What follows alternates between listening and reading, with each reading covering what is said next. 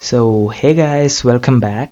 Okay, so നമ്മളിപ്പോൾ ഉള്ളത് JavaScript സീരീസിൻ്റെ part 2 വീഡിയോയിലാണ്. Okay, so നമ്മൾ പാർട്ട് 1 ചെയ്ത കാര്യം ജസ്റ്റ് ഒന്ന് റീക്യാപ്പ് ചെയ്യാം. നമ്മൾ പാർട്ട് 1 ഈ സ്ക്രീനിൽ കാണുന്ന കാര്യങ്ങൾ മാത്രമാണ് ചെയ്തിട്ടുള്ളത്. ഫോർ എക്സാമ്പിൾ ഇവിടെ നമ്മൾ ചെയ്ത കാര്യങ്ങളാണ് ഇവിടെ ഉള്ളത്. ജാവാസ്ക്രിപ്റ്റ് ബേസിക്സ് പാർട്ട് 2 ആണ് നമ്മളിപ്പോൾ ചെയ്യാൻ പോകുന്നത്. നമ്മൾ ജസ്റ്റ് കഴിഞ്ഞ പാർട്ടിൽ എന്താ ചെയ്തത്, ജസ്റ്റ് ഒരു HTML പേജ് ഉണ്ടാക്കി അത് ലൈവ് സെർവർ വെച്ച് എപ്പോഴും ബ്രൗസറിൽ കാണിക്കുന്നുണ്ട്. ഓക്കെ, ഇത് പറഞ്ഞ കാര്യങ്ങളൊന്നും മനസ്സിലായില്ലെങ്കിൽ ജസ്റ്റ് ഒന്ന് ഫസ്റ്റ് പാർട്ട് റെഫർ ചെയ്താൽ മതി. It's very simple. Okay, so ഇന്ന് നമ്മൾ ചെയ്യാൻ പോകുന്നത് ജാവാസ്ക്രിപ്റ്റ് എന്താണ്, ജാവാസ്ക്രിപ്റ്റ് എങ്ങനെയാണ് അതിൻ്റെ വർക്കിംഗ്, അങ്ങനെയുള്ള കുറച്ച് കാര്യങ്ങൾ പറഞ്ഞു കഴിഞ്ഞ് ഞങ്ങൾ ജസ്റ്റ് ജാവാസ്ക്രിപ്റ്റ് കോഡിങ് ഒന്ന് തുടങ്ങി വെക്കാൻ പോവാണ്. ഓക്കെ, ഷോർട്ട് വീഡിയോ ആയിരിക്കും. Okay, so let's get start. Okay, അപ്പോൾ ജാവാസ്ക്രിപ്റ്റ് എന്ന് വെച്ചാൽ എന്താണെന്നുള്ളൊരു ടോക്ക് കഴിഞ്ഞിട്ട് നമുക്ക് ബാക്കി പോകുന്നതായിരിക്കും നല്ലത്. ഓക്കെ, സോ ജാവാസ്ക്രിപ്റ്റ് എന്ന് പറഞ്ഞൊരു ലാംഗ്വേജ് ഉണ്ടാക്കാൻ ഒരു പ്രത്യേക കാരണമുണ്ട്. ഓക്കെ, അപ്പം ഫോർ എക്സാമ്പിൾ ഞങ്ങൾ കഴിഞ്ഞ എൻ്റെ വെബ് ഡിസൈനിങ് സീരീസിൽ ഞങ്ങളൊരു പോർട്ട്ഫോളിയോ വെബ്സൈറ്റ് ഉണ്ടാക്കിയിട്ടുണ്ടല്ലേ. അപ്പം ആ പോർട്ട്ഫോളിയോ വെബ്സൈറ്റിൽ ജസ്റ്റ് ഉള്ളത് എന്താണ്, കുറച്ച് ഇമേജസ് ഉണ്ട്, കുറച്ച് ഞങ്ങൾ എഴുതിയ കുറച്ച് ടെക്സ്റ്റും കാര്യങ്ങളൊക്കെ ഉണ്ട്. അത്രയും കാര്യങ്ങളേ ഉള്ളൂ. അങ്ങനെയുള്ള കാര്യങ്ങൾക്കാണ്, അല്ലെങ്കിൽ അങ്ങനെയുള്ള ഒരു വെബ്സൈറ്റിനാണ് ഞങ്ങൾ സ്റ്റാറ്റിക് വെബ്സൈറ്റ് എന്ന് പറയുന്നത്. ഓക്കെ, സ്റ്റാറ്റിക് വെബ്സൈറ്റ് എന്ന് പറഞ്ഞാൽ എന്താ പറയുക, നിങ്ങളിപ്പം ഒരു തവണ അത് എടുത്തു നോക്കി, അതങ്ങനെ തന്നെ ഉണ്ടാവും. 2 തവണ എടുത്തു നോക്കി, 100 തവണ എടുത്തു നോക്കി കഴിഞ്ഞാലും അതിൽ നമ്മൾ എന്താണോ കോഡ് ചെയ്ത് വെച്ചിട്ടുള്ളത് അതേ കാര്യങ്ങൾ അത്രയും തവണ ഒരേപോലെ കാണുന്ന സാധനങ്ങളാണ് നമ്മൾ വളരെ ബേസിക്കായി സ്റ്റാറ്റിക് വെബ്സൈറ്റ്സ് എന്ന് പറയുന്നത്. ഓക്കെ, അപ്പോൾ പണ്ട് തൊട്ടേ എല്ലാവരും സ്റ്റാറ്റിക് വെബ്സൈറ്റ് ഇങ്ങനെ ഉണ്ടാക്കി കൊണ്ടുവന്നു. എല്ലാവർക്കും സ്റ്റാറ്റിക് വെബ്സൈറ്റ്സ് ആ ടൈമിൽ സ്റ്റാറ്റിക് വെബ്സൈറ്റ്സ് മാത്രമേ ആവശ്യമുണ്ടായിരുന്നുള്ളൂ. ഓക്കെ, പിന്നീട് കുറച്ച് കഴിഞ്ഞപ്പം എന്താ പറയുക, കുറച്ചുകൂടി ഡൈനാമിക്കായി, കുറച്ചുകൂടി വെബ്സൈറ്റ്സ് കുറച്ചുകൂടി ഇൻട്രാക്റ്റീവ് ആവണം എന്നൊരു നീഡ് വന്നു തുടങ്ങി. ഓക്കെ, അപ്പം അങ്ങനെ എന്താ പറയുക, ഫ്രണ്ട് എൻഡിൽ അല്ലെങ്കിൽ നമ്മുടെ ബ്രൗസറിൽ യൂസറിന് കുറച്ചുകൂടി ഇൻട്രാക്ടിവിറ്റി കൊണ്ടുവരാനും യൂസറിന് ഈ വെബ്സൈറ്റ് കുറച്ചുകൂടി ഡൈനാമിക് ആക്കാനുമാണ് ആക്ച്വലി ജാവാസ്ക്രിപ്റ്റ് എന്ന് പറഞ്ഞിട്ടുള്ളൊരു ലാംഗ്വേജ് നമ്മൾ കൊണ്ടുവന്നത്, അല്ലെങ്കിൽ ജാവാസ്ക്രിപ്റ്റ് എന്ന് പറഞ്ഞ ഒരു ലാംഗ്വേജ് നമ്മൾ ഡിസൈൻ ചെയ്തത്. ഓക്കെ, സോ അതായിരുന്നു ജാവാസ്ക്രിപ്റ്റ് എന്ന് പറയുന്ന ഒരു ലാംഗ്വേജിൻ്റെ ഒരു സോൾ പേർപ്പസ് എന്ന് പറയുന്ന ഒരു കാര്യം. അതിനു വേണ്ടിയിട്ടാണ് ഈ ലാംഗ്വേജ് ഉണ്ടാക്കിയത്. ഓക്കെ, സോ ജാവാസ്ക്രിപ്റ്റ് എന്ന് പറഞ്ഞിട്ടുള്ളൊരു ലാംഗ്വേജ് ഉണ്ട്. ഓക്കെ, അപ്പം ഈ ലാംഗ്വേജിനെ പറ്റിയാണ് നമ്മൾ പറയുന്നത്. ബ്രൗസറിലാണ് ഇത് റൺ ചെയ്യുന്നത് നമ്മൾ പറഞ്ഞു. ഓക്കെ, അപ്പോൾ ഫോർ എക്സാമ്പിൾ നമ്മൾ എന്താ പറയുക, ഏതൊരു ലാംഗ്വേജ് എടുത്തു കഴിഞ്ഞാലും ഈ ജാവാസ്ക്രിപ്റ്റ് പോലെ ഒരു ലാംഗ്വേജിന് റണ്ണ് ചെയ്യാൻ ഒരു എൻവയൺമെൻറ്റ് വേണം. ഓക്കെ, അല്ലെങ്കിൽ റണ്ണ് ചെയ്യാൻ എന്തെങ്കിലും ഒരു സ്പേസ് വേണമെന്ന് ആലോചിക്കും. ഓക്കെ, സോ ജാവാസ്ക്രിപ്റ്റ് ബ്രൗസറിൽ റൺ ചെയ്യുന്നത് ജാവാസ്ക്രിപ്റ്റ് എൻജിൻസ് വെച്ചിട്ടാണ്. ഓക്കെ, ഫോർ എക്സാമ്പിൾ എല്ലാ ബ്രൗസറിനും അവരുടേതായ ജാവാസ്ക്രിപ്റ്റ് എൻജിൻസ് ഉണ്ടാവും. നമ്മുടെ ഇപ്പം ഏറ്റവും എന്താ പറയുക, ഏറ്റവും ഫേമസ് ആയിട്ടുള്ള ജാവാസ്ക്രിപ്റ്റ് എഞ്ചിൻ എന്ന് പറയുന്നത് ക്രോമിൻ്റെ V8 എഞ്ചിൻ എന്നുള്ളൊരു ജാവാസ്ക്രിപ്റ്റ് എഞ്ചിനാണ് ഏറ്റവും ഫേമസ് ആയിട്ടുള്ള എഞ്ചിൻസ്. ഓക്കെ, ക്രോമിൻ്റെ V8 എഞ്ചിന് മാത്രമല്ല, ഫയർഫോക്സിൻ്റെ സ്പൈഡർ മങ്കി എന്ന് പറഞ്ഞിട്ടൊരു എഞ്ചിനുണ്ട്, സഫാരിയുടെ ജാവാസ്ക്രിപ്റ്റ് കോർ എന്ന് പറഞ്ഞിട്ടുള്ളൊരു എഞ്ചിനുണ്ട്, എഡ്ജ് ബ്രൗസറിനുള്ളത് ചക്ര എന്ന് പറഞ്ഞിട്ടുള്ളൊരു ജാവാസ്ക്രിപ്റ്റ് എഞ്ചിനാണ്. അപ്പം അങ്ങനെ കുറേ ജാവാസ്ക്രിപ്റ്റ് എഞ്ചിൻസ് ഉണ്ട്. പക്ഷേങ്കിൽ ഏറ്റവും ഫേമസ് ആയിട്ടുള്ള ജാവാസ്ക്രിപ്റ്റ് എഞ്ചിൻ, അല്ലെങ്കിൽ ഏറ്റവും പോപ്പുലർ ആയിട്ടുള്ള ജാവാസ്ക്രിപ്റ്റ് എഞ്ചിൻ എന്താണെന്ന് വെച്ചാൽ ജാവാസ്ക്രിപ്റ്റിൻ്റെ V8 എഞ്ചിനാണ്. ക്രോമിൻ്റെ V8 എഞ്ചിനാണ്. ഓക്കെ, അതിനൊരു കാരണം കൂടിയുണ്ട്, അത് കുറച്ച് കഴിഞ്ഞിട്ട് ഞാൻ ഈ വീഡിയോ തന്നെ പറയാം. ഓക്കെ, സോ അത്രയും കാര്യങ്ങളാണ് ഇതിൻ്റെ ബേസിക്സ്. അതായത് ജാവാസ്ക്രിപ്റ്റ് ഉണ്ടാക്കിയത് ഇൻട്രാക്ടിവിറ്റിക്ക് വേണ്ടിയിട്ടാണ്. ബ്രൗസറിലാണ് ഇത് റൺ ചെയ്യുന്നത്. ബ്രൗസറിൻ്റെ ഉള്ളിൽ ജാവാസ്ക്രിപ്റ്റ് റൺ ചെയ്യാൻ സ്പെസിഫിക് ആയിട്ടൊരു ജാവാസ്ക്രിപ്റ്റ് എഞ്ചിൻ ഉണ്ട്. ഓക്കെ, ഇത്രയും കാര്യങ്ങളാണ് ജാവാസ്ക്രിപ്റ്റിൻ്റെ വളരെ ബേസിക് ആയിട്ട് അറിയേണ്ട കുറച്ച് കാര്യങ്ങൾ. ഓക്കെ, അപ്പോൾ അത്രയും കാര്യങ്ങളായി. ഇനിയിപ്പം നമ്മൾ എന്താ പറയുക, നമ്മളൊരു വെബ്സൈറ്റിൽ ജാവാസ്ക്രിപ്റ്റ് കണ്ടിട്ടുണ്ടെങ്കിൽ ആ ജാവാസ്ക്രിപ്റ്റ് കോഡ് ഈ ബ്രൗസർ ആയിരിക്കാണ് കൊടുക്കുക. ബ്രൗസർ നേരെ കൊടുക്കുന്നത് നമ്മുടെ ജാവാസ്ക്രിപ്റ്റ് എഞ്ചിനായിരിക്കും. ഓക്കെ, ഫോർ എക്സാമ്പിൾ ഇപ്പം ഞാനിവിടെ ഓപ്പൺ ചെയ്തത് ക്രോം ആണ്. അപ്പോൾ ക്രോം ഓപ്പൺ ചെയ്തിട്ട് ഞാനിവിടെ എന്തെങ്കിലും ജാവാസ്ക്രിപ്റ്റ് കോഡ് എഴുതിയിട്ടുണ്ടെങ്കിൽ അത് നേരെ എവിടെയാണ് പോവുക, ജാവാസ്ക്രിപ്റ്റ് എഞ്ചിനാണ് അത് എന്താണ് ചെയ്യുന്നത്, അതെന്ത് ചെയ്യണം എന്നുള്ള കാര്യങ്ങളൊക്കെ നോക്കുന്നത്. ഓക്കെ, അപ്പം അത്രയും കാര്യങ്ങളായി. ഇനിയിപ്പോൾ ഞാൻ നേരത്തെ പറഞ്ഞായിരുന്നു ക്രോമിൻ്റെ V8 എഞ്ചിനാണ് ഏറ്റവും പോപ്പുലർ ആയിട്ടൊരു എഞ്ചിൻ എന്ന് പറഞ്ഞു. ഓക്കെ, അപ്പോൾ അതിൻ്റെ കാരണം ഞാൻ ഇപ്പോൾ പറയാം. അതിനു മുന്നേ ഞാൻ പറഞ്ഞായിരുന്നു ജാവാസ്ക്രിപ്റ്റ് എന്ന് പറയുന്നത് ബ്രൗസറിൽ മാത്രം റൺ ചെയ്യുന്നൊരു എന്താ പറയുക, ഒരു പ്രോഗ്രാമിംഗ് ലാംഗ്വേജ് ആണ്. അത് എന്താ പറയുക, അത് പണ്ടെല്ലാവരും ഒരു ടോയ് പോലെ കണക്കാക്കിയ ഒരു ലാംഗ്വേജാണ്.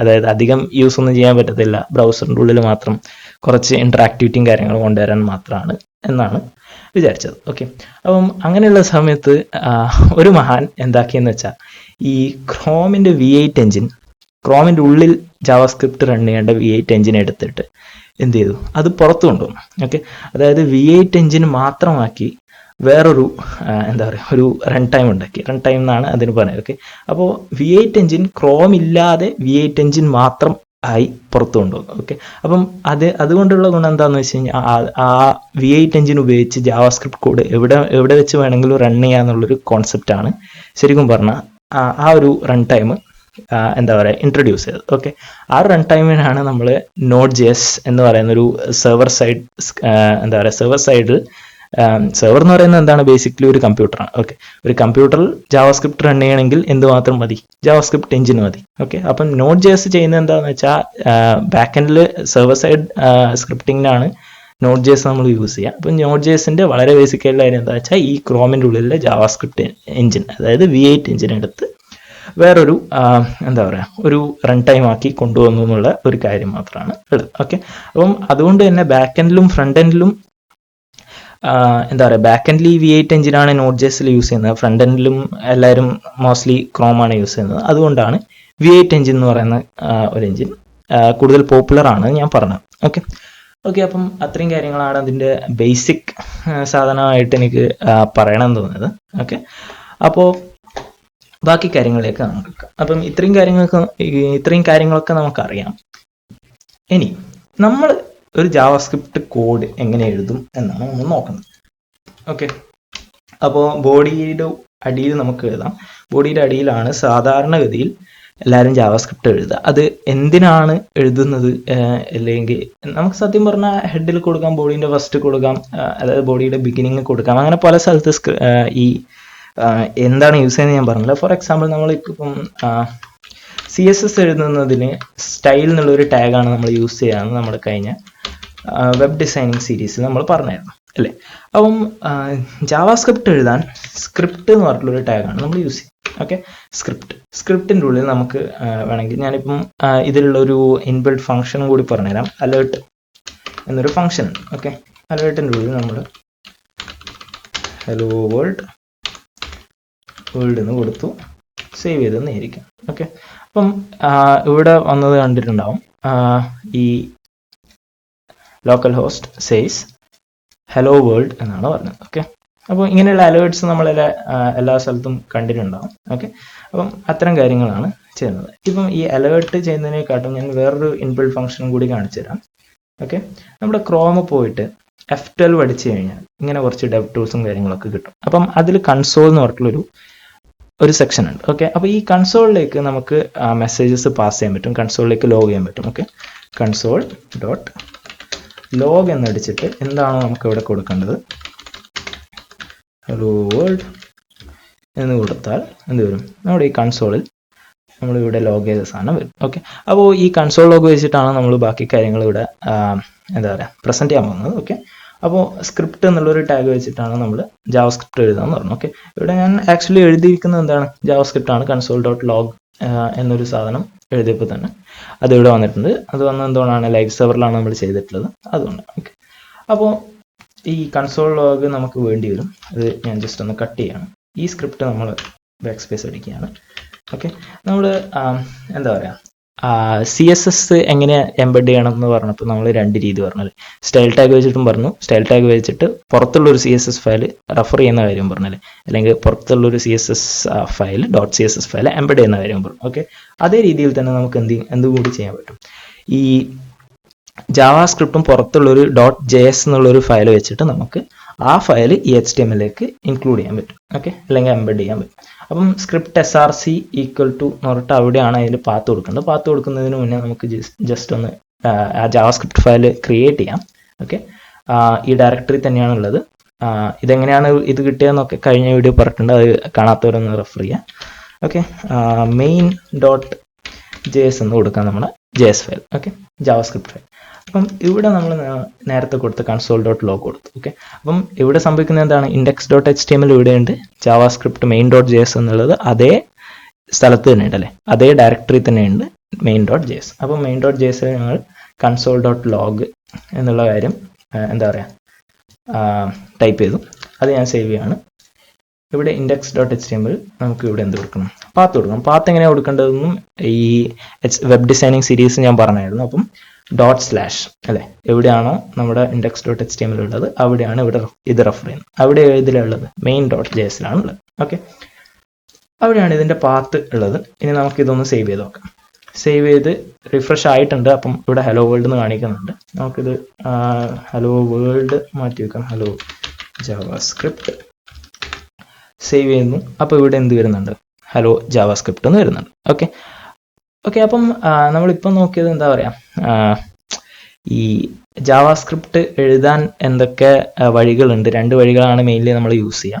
സ്ക്രിപ്റ്റ് ടാഗ് വെച്ച് പുറത്തുള്ള ഒരു ജാവാസ്ക്രിപ്റ്റ് ഫയലിനെ റെഫർ ചെയ്യുന്ന 2 മെത്തേഡ്സ് ആണ് നമ്മൾ നോർമലി യൂസ് ചെയ്യുക. ഓക്കെ, നമ്മൾ കുറച്ചുകൂടി കോമൺ ആയിട്ട് യൂസ് ചെയ്യുന്നത് ഈ സെക്കൻഡ് മെത്തേഡാണ്. കാരണം പുറത്തൊരു main.js ഫയലിൽ എഴുതുന്നതാണ് കുറച്ചുകൂടി എന്താ പറയുക, കുറച്ചുകൂടി ഇൻറ്റ്യൂറ്റീവ് ആയിട്ടുള്ളൊരു കാര്യം, കുറച്ചുകൂടി പ്രൊഡക്റ്റീവ് ആയിട്ടുള്ളൊരു കാര്യം അതാണ്. ഓക്കെ, അപ്പം അത്രയും കാര്യങ്ങളാണ് ഇന്നുള്ളത്. അപ്പം ഒരു കാര്യം പറയാൻ വിട്ടുപോയി, ഞാൻ ഈ സ്ക്രിപ്റ്റ് എവിടെ വേണമെങ്കിൽ എഴുതാം, പക്ഷേ നമ്മൾ താഴെ മാത്രമേ എഴുതത്തുള്ളൂ എന്ന് പറഞ്ഞല്ലോ.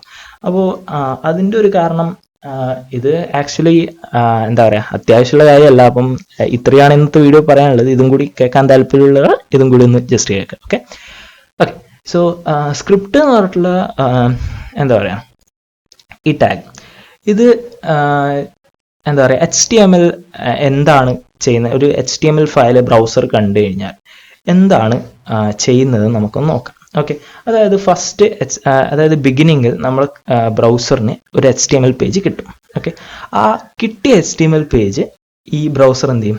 പാർസ് ചെയ്യാൻ തുടങ്ങും. ജസ്റ്റ് അത് അധികം കോംപ്ലിക്കേറ്റഡ് ആയിട്ട് ആലോചിക്കുന്നു വേണ്ട, ജസ്റ്റ് അതിലൂടെ ഒന്ന് വായിച്ചു പോകുന്നുള്ളൊരു കോൺസെപ്റ്റ് ജസ്റ്റ് ഒന്ന് ആലോചിച്ചാൽ മതി. ഓക്കെ, അപ്പോൾ അങ്ങനെയല്ല, ജസ്റ്റ് അങ്ങനെ മനസ്സിലാക്കാൻ വേണ്ടി ജസ്റ്റ് ഒന്ന് നോക്കാം. അപ്പം ഈ ക്രോം ഇതിങ്ങനെ വായിച്ച് പോകും. ഓക്കെ, പാർസ് ചെയ്തു, ഈ HTML പാർസ് ചെയ്തു. ഓക്കെ, അപ്പോൾ ഈ പാർസറാണ് പാർസ് ചെയ്ത് പോവുക. അപ്പം ഈ പാർസർ പെട്ടെന്നൊരു സ്ക്രിപ്റ്റ് ടാഗ് കണ്ടു